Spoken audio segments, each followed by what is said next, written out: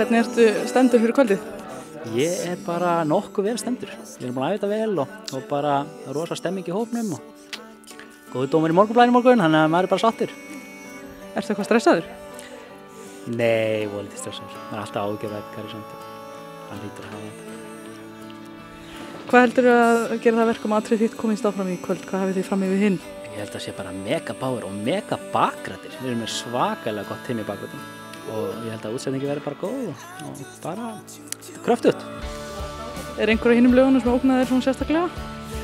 Já, þetta eru allt góð lög. Ég myndi nú að halda að þetta verði nú ábyggilega sterkasta hollið. Það er margir búin að tala um það. Þetta er mjög sterk holl núna og maður kemur úr öllum áttum og já, bara allt mjög góð lög. Það er að segja.